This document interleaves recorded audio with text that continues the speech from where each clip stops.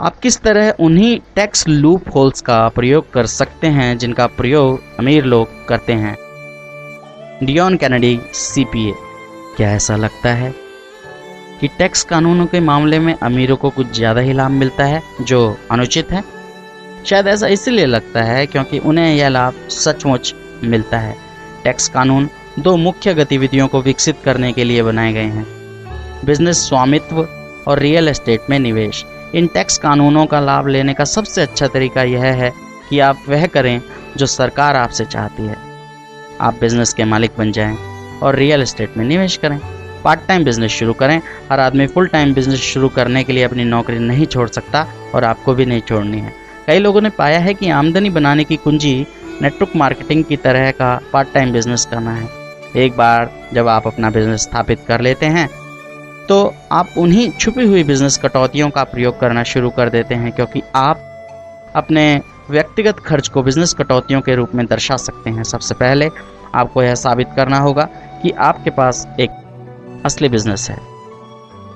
Income tax department यह देखना चाहता है कि आपके पास एक वैलिड लाइसेंस हो और आप सिर्फ पर्सनल खर्चे कम करने के अतिरिक्त किसी तरीके की तलाश न कर रहे हों। दूसरे शब्दों में वे यह जानना चाहते हैं कि आपके बिजनेस का मकसद क्या है। यह साबित करने के लिए कि आपके पास बिजनेस है, इनकम टैक्स डिपार्टमेंट आपके पास यह देखना चाहता है कि इसे बिजनेस की तरह चलाया जा रहा हो। 2, आप इसे लाभदायक बनाने के लिए अपना समय, प्रयास और इरादा रखते हों। 3, आमदनी हो या उसकी संभावना हो। 4, अगर आपको घाटा होता है तो वह घाटा या तो सामान्य हो या आपके नियंत्रण से बाहर हो। 5, लाभ कमाने के प्रयास से परिवर्तन करें। 6, इस क्षेत्र में आपके पास या आपके सलाहकारों के पास ज्ञान होना ज़रूरी है। 7, इस प्रकार के बिजनेस में लाभ का अनुभव हो या भविष्य में लाभ की तार्किक संभावना हो।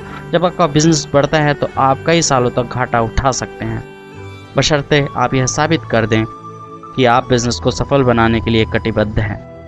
आपके शुरुआती बिजनेस से होने वाले टैक्स घाटे को आप अपनी दूसरी आमदनी में दिए जाने वाले टैक्स से कम कर सकते हैं।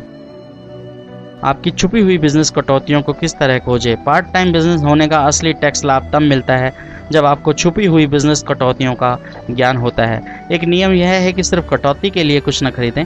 अगर आप 40% की कटौती के लिए कुछ खरीदते हैं जिसे आपने आम तौर पर नहीं खरीदा होता, तो आप अपने 60% धन को बर्बाद कर रहे हैं। यह टैक्स की अच्छी समझ नहीं है।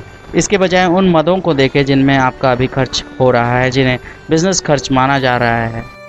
कटौती वहां प्रदान की जाएगी जहां किसी व्यवसाय या बिजनेस में टैक्सेबल वर्ष में सभी साधारण और आवश्यक खर्च का भुगतान किया जाए।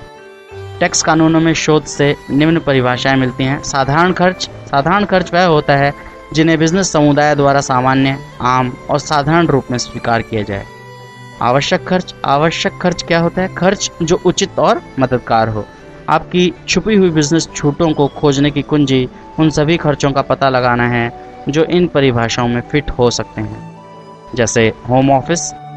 जब तक आपके पास एक कमरा हो जिसमें पूरी तरह बिजनेस का उद्देश्य हो और किसी तरह की नियमित बिजनेस गतिविधि हो, तब तक आप यह छूट ले सकते हैं। घर संबंधी सभी लागतों के प्रतिशत के रूप में पूरे वर्ग फुट क्षेत्रफल की तुलना में बिजनेस प्रयोग का वर्ग फुट आप छूट की मात्रा की गणना कर सकते हैं। कंप्यूटर और सॉफ्टवेयर। आपके कंप्यूटर और सॉफ्टवेयर जिसका आप बिजनेस में प्रयोग करते हैं टैक्स में छूट के दायरे में आते हैं। अगर आपने शुरुआत में अपना व्यक्तिगत कंप्यूटर बिजनेस को दिया है तो याद रखें कि आपका बिजनेस इसे वापस लौटा दे। यात्रा। आपके बिजनेस से संबंधित यात्रा भी छूट की श्रेणी में आती है। इसमें अपने मार्गदर्शकों, संभावित ग्राहकों, परामर्शदाताओं या ट्रेनिंग कोर्स और कार्यक्रमों में भाग लेने के लिए मीटिंग शामिल है। बच्चे। अपने बच्चों को काम पर लगा दें। उन्हें जेब खर्च देने के बजाय आप अपने बच्चों को उस काम के बदले में तनख्वाह भी दे सकते हैं जो वे वैध रूप से कर सकते हैं। शायद सबसे अच्छा उपाय यह है कि आपके बच्चे रॉथ IRA जैसा पेंशन प्लान शुरू कर सकते हैं जो उनके निवेशों को टैक्स मुक्त रूप से बढ़ने देता है। यह सुनिश्चित करने के लिए कि यह कटौती वैध है, नंबर 1 काम का वर्णन लिखा हो, नंबर 2 उनके काम के घंटे निश्चित हों, और 3 उनके द्वारा किए जाने वाले काम का उचित पारिश्रमिक हो या सैलरी हो। अब रियल एस्टेट खरीदें। जब बिजनेस अतिरिक्त कैश फ्लो प्रदान करने लगे तो रियल एस्टेट में इसका निवेश शुरू कर दें। अब टैक्स के लूप होल्स के पूरे लाभ स्पष्ट हैं। रियल एस्टेट निवेशों से आप निष्क्रिय कैश फ्लो बना सकते हैं। यह कैश फ्लो हर महीने आपकी जेब में जाता है, परंतु यह डिप्रिशिएशन नामक मायावी खर्च के खाते में डाल दिया जाता है। इसका अर्थ यह है कि आप अपने को मिलने वाली आमदनी पर बहुत थोड़ा टैक्स देते हैं या बिल्कुल भी टैक्स नहीं देते हैं। सबसे अच्छी बात यह है कि आपकी संपत्ति रियल एस्टेट और आपके बिजनेस के माध्यम से बढ़ती है।